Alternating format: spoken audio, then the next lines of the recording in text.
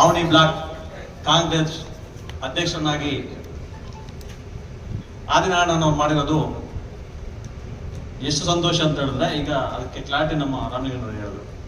ಯಾರ್ಯಾರು ಅವರನ್ನು ಆಯ್ಕೆ ಮಾಡಿದಂಥ ರಾಜ್ಯ ನಾಯಕರಿಗೂ, ಎಲ್ಲ ಜಿಲ್ಲಾ ನಾಯಕರಿಗೂ, ತಾಲೂಕಿನ ಪ್ರತಿಯೊಬ್ಬ ಹಿರಿಯ ನಾಯಕರು, ಯುವ ನಾಯಕರುಗಳು ಎಲ್ಲರೂ ಸೇರಿ ಅವ್ರನ್ನ ಪಟ್ಟ ಕಟ್ಟಿದ್ದಾರೆ. ಆ ಪಟ್ಟವನ್ನು ಮುಂದುವರಿಸ್ಬಿಟ್ಟು ಹೋಗ್ಬೇಕು. ಅದೇ ರೀತಿಯಾಗಿ ನಮ್ಮ ನೀಲಕಂಠೇಗೌಡರು ಯಾವ ರೀತಿ ಸಂಘಟಿತರಾಗಿ ಪ್ರತಿ ದಿವಸ ಪ್ರತಿಯೊಬ್ಬ ಸಣ್ಣ ಕಾರ್ಯಕರ್ತನಿಂದ ಹಿಡಿದು ಹಿರಿಯರಿಂದ ಹಿಡಿದು ಯುವಕರಿಂದ ಎಲ್ಲರನ್ನು ಕೂಡ ಒಗ್ಗಟ್ಟುಗೂಡಿಸ್ಕೊಂಡು ಹೋಗ್ತಾ ಇದ್ರು. ಅದೇ ರೀತಿ ಆ ಕೈಯನ್ನು ಬಲಪಡಿಸಬೇಕು. ಎಲ್ಲ ನಾಯಕರು ಕೂಡ ಯಾವುದೇ ತಾರತಮ್ಯ ಇರಬಾರದು.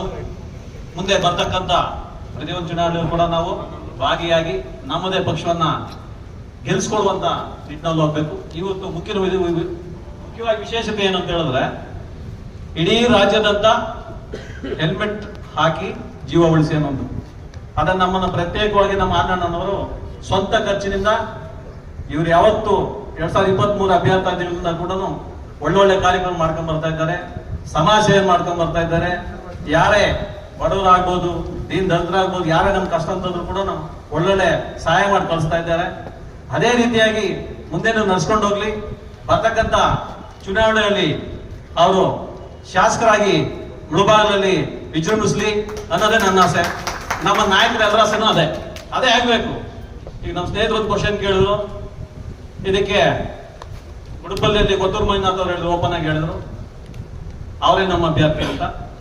ಇಲ್ಲಿ ಕೂಡ ನಮ್ಮ ನಾಯಕರೆಲ್ಲ ಸೇರಿ ಅವರನ್ನೇ ಅಭ್ಯರ್ಥಿ ಮಾಡೋದು. ಯಾರಿಗೂ ಬೇರೆ ಅವಕಾಶ ಇಲ್ಲ. ಇಲ್ಲಿ ಬರ್ಬೋದು, ಬರ್ತಾ ಇದ್ದಾರೆ, ತೊಂದರೆ ಇದು.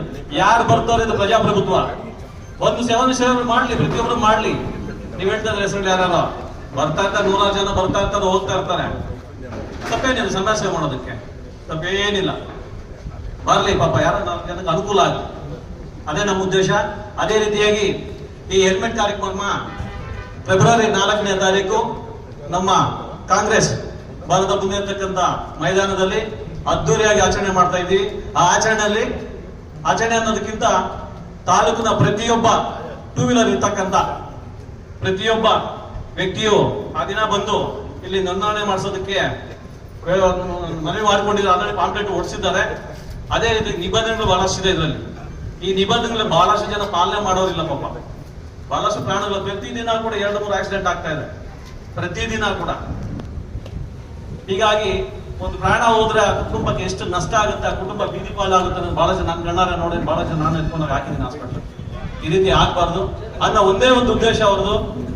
ಅವರಿವತ್ತು 25,000-30,000 ಹೆಲ್ಮೆಟ್ಸ್ ಅನ್ನು ಈಗಾಗಲೇ ಖರೀದಿ ಮಾಡಿದ್ದಾರೆ. ನಮ್ಮ ಇಲ್ಲಿರ್ತಕ್ಕಂಥ ತಾಲೂಕಿನ ಎಲ್ಲರೂ ಸಹ ಪ್ರತಿಯೊಬ್ಬರು ಬಂದು ಹೆಲ್ಮೆಟ್ ಅನ್ನು ಪಡೆದು ಒಂದು ಆಶೀರ್ವಾದ ಮಾಡ್ಬೇಕು ಅವ್ರು ಕೂಡ. ಅದೇ ಆಶೀರ್ವಾದ ಬದಲಿಗೆ ನಿಮ್ಮ ಜೀವ ಉಳಿಸ್ಕೊಳ್ಳುವಂತ ಕೆಲಸ ಮಾಡಬೇಕು ಅಂತ ಹೇಳಿ ಎಲ್ಲರೂ ಕೂಡ ಈ ಸದುಪಯೋಗನ ಉಪಯೋಗಿಸ್ಕೊಂಡು ಎಲ್ಲರೂ ತಮ್ಮ ಜೀವ ನುಡಿಸಬೇಕು. ಅದೇ ರೀತಿಯಾಗಿ ನಮ್ಮ ಆಜ್ಞೆಯವರ ನೇತೃತ್ವದಲ್ಲಿ ಪ್ರತಿಯೊಂದು ಕಾರ್ಯಕ್ರಮ ಈ ರೀತಿ ನಡೆದು ಮುಂದಕ್ಕೆ ಅವರೊಂದು ಒಳ್ಳೆಯ ಸ್ಥಾನವನ್ನು ಪಡೀಲಿ ಅಂತ ಹೇಳಿ ನಿಮ್ಮೆಲ್ಲರ ಪರವಾಗಿ ಅವರಿಗೆ ಮಗದೊಮ್ಮೆ ಬ್ಲಾಕ್ ಕಾಂಗ್ರೆಸ್ ಅಧ್ಯಕ್ಷರಂತ ಆದಿನಾರಾಯಣ ಅವ್ರಿಗೆ ಮತ್ತೊಮ್ಮೆ ವಂದಿಸುತ್ತಾ ಅಭಿನಂದನಾ ಕಾರ್ಯಕ್ರಮವನ್ನು ಮಾಡೋದಕ್ಕೆ ಪ್ಲಾನ್ ಮಾಡಿದ್ವಿ. ನಾವೆಲ್ಲರೂ ಈಗಾಗಲೇ ಮಾಡ್ಕೊಂಡಿದ್ವಿ. ಎಲ್ಲ ನಮ್ಮ ನಾಯಕರೆಲ್ಲ ಸೇರಿ ಒಂದು ದಿವಸ ಅಭಿನಂದನಾ ಕಾರ್ಯಕ್ರಮ ಮಾಡ್ತೀವಿ ಆದಷ್ಟು ಬೇಗ. ಇಷ್ಟ ಹೇಳಿ 2 ಮಾತನ್ನು ಮಾತಾಡೋ ಅವಕಾಶ ಕೊಟ್ಟು ತಮ್ಮೆಲ್ಲರೂ ಜೈ ಭೀಮ್, ಜೈ ಕಾಂಗ್ರೆಸ್.